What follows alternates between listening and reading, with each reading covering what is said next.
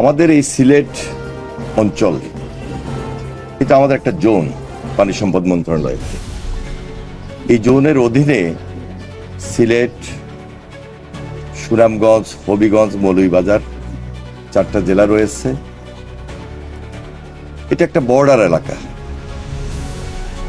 এবং এখানে পাহাড়ি অঞ্চলের কারণে সবসময় একটা ঢলের পানি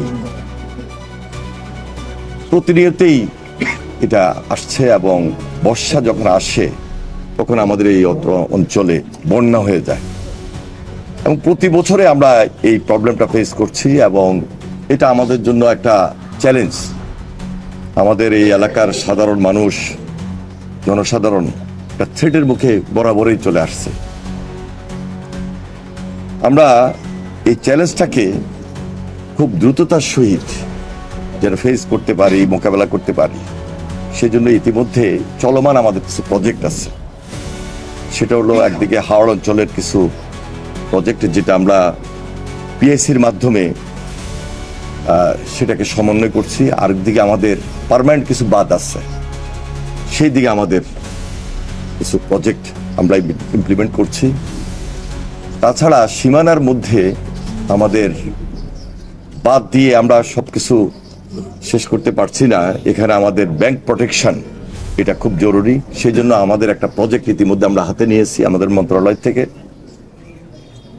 যৌথ নদী কমিশনের আগে আমাদের কিছু আন্তঃমন্ত্রণালয় মিটিং, যেটা আগে হতো না এই মন্ত্রণালয় নিয়ে, আমরা সেটা ইতিমধ্যে মিটিং করেছি এবং আন্তঃমন্ত্রণালয় সেই মিটিংয়ের মাধ্যমে এই পরিস্থিতিটাকে মোকাবেলা করার জন্য, জনস্বার্থে, জনদাবির জন্য যে কাজগুলা সবচেয়ে বেশি এখন এই মুহূর্তে করা দরকার, মাননীয় প্রধানমন্ত্রী জনাব তারেক রহমান তিনি আমাদের ক্যাবিনেট মিটিংয়ে এটা আলোচনা করেছেন এবং আমরা 180 দিনের মধ্যে প্রায়োরিটি বেসিস খাল খনন এবং খুব জনগুরুত্বপূর্ণ যে প্রোটেকশনটা আমাদের করা দরকার, সেই দিকে আমরা সবচেয়ে বেশি নজর দিয়ে আমরা সিদ্ধান্ত নিচ্ছি যে আমরা এটাকে দৃশ্যমান করব।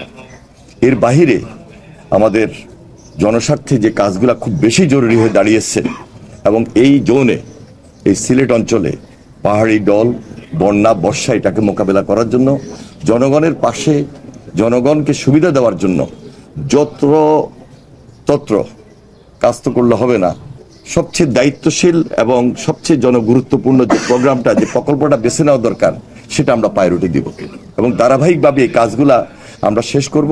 সেখানে আপনাদের, আমাদের এলাকাবাসীর সর্বাত্মক সহযোগিতা লাগবে। বিশেষ করে আমাদের সংসদ সদস্য যারা রয়েছেন তাদের প্রায় এলাকায় একটা থ্রেটের মুখে নদী ভাঙ্গন, খাল খনন বা হাওড় অঞ্চলে যে বাঁধ, সেগুলো আমাদের খুব জরুরি। সেই দিকে আমরা নজর দিচ্ছি ইনশাল্লাহ। আমরা দেখেছি যে যখন আমাদের মেয়র যখন ছিলেন আরকুল চৌধুরী, তিনি অনেকগুলো ছড়া রয়েছে যেগুলো আসলে দখল হয়ে গেছিল, তিনি চেষ্টা করেছিলেন। তারপরে অনেকগুলো ছড়া আসলে এখনো দখল হিসেবে আছে। পাশাপাশি নানা ধরনের কারণে আসলে এই যে শহরের যে পানি সেটা আটকে থাকে, এর জন্য মূল জলাবদ্ধতা কিন্তু এই কারণে। পাশাপাশি নদী খননের আমরা এখন এই সুরমা, কুশিয়ারা সহ আরো কয়েকটা খাল পরিদর্শনে যাচ্ছি। আমরা আরেকটা জোনতে যাচ্ছি। এর বাহিরেও জকিগঞ্জে আমাদের একটা সীমানায় যে ব্যাংক প্রোটেকশনের প্রকল্প চলছে, সেগুলো নিয়ে আমরা কাজ করছি। অন্যান্য জায়গায়ও আমাদের কিছু কাজ আছে। সর্বোপরি এই জোনে আমাদের যে খুব দ্রুত কিছু কাজ করা দরকার, সেটা আমরা খুবই বেশি তৎপর। আর আমাদের এই সরকার মাত্র দায়িত্বপ্রাপ্ত জনগণের সরকার, দেশপ্রেমিক সরকার। আগে যে দায়িত্বটুকু মেয়র হিসাবে উনি পরিচালনা করেছেন, এখন মন্ত্রী হিসাবে আরো বেশি কাজ থেকে পরিচালনা করবেন। সবার আন্তরিকতা এবং সহযোগিতার মধ্য দিয়ে আমরা এগুলাকে সুন্দরভাবে শেষ যেন করতে পারি, সেই জন্য সহযোগিতা কামনা করছি। ধন্যবাদ। জানেন যে 2022 থেকে ক্রমাগত সিলেটে বন্যা হয় এবং এটা যখন ক্রমাগত হচ্ছিল তখন বিগত সরকার একটি প্রকল্প নিয়েছিল।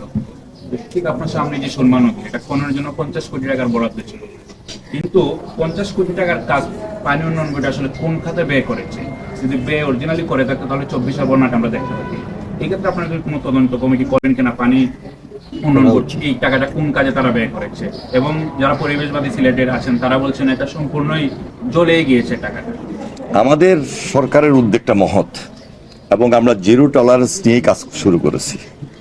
আপনি বুঝতেই পারছেন যে এদেশ থেকে অনেক টাকা পাচার হয়ে গিয়েছে। লক্ষ লক্ষ কোটি কোটি টাকা, এবং দুর্নীতি নামক ব্যাধিটা আমাদেরকে আঁকড়ে ধরেছিল। সুতরাং এই দেশটাকে দুর্নীতিমুক্ত করা এটা আমাদের একটা কঠিন চ্যালেঞ্জ। আমরা আমাদের মহৎ এই উদ্যোগ থেকে দায়িত্বটুকু এইভাবে নিচ্ছি, জনসাধারণের জন্য যেটা প্রয়োজন সেটা আমরা পাহারা দিয়ে শেষ করবো ইনশাল্লাহ। আমাদের এই দায়িত্ব থেকে সম্পূর্ণভাবে আমরা এমনভাবে দায়িত্ব পরিচালনা করব যেন সেটা দুর্নীতিমুক্ত থাকে এবং কাজটা আমরা আদায় করে নেব। এই কাজটা আদায় করতে পারলেই আমার বিশ্বাস, আপনি সুরমা বলেন, কুশিয়ারা বলেন, বা এই জোনের যে সমস্ত গুরুত্বপূর্ণ কাজ সেগুলো খুব দৃশ্যমান হবে এবং জনগণ সেটা বুঝতে সক্ষম হবে যে এই কাজগুলো খুব দায়িত্বশীল অবস্থা থেকে সম্পন্ন হয়েছে এবং দুর্নীতিমুক্ত একটা সুন্দর দায়িত্ব নিয়েই আমরা কাজ করেছি এবং সেটা দৃশ্যমান হবে ইনশাল্লাহ। ধন্যবাদ।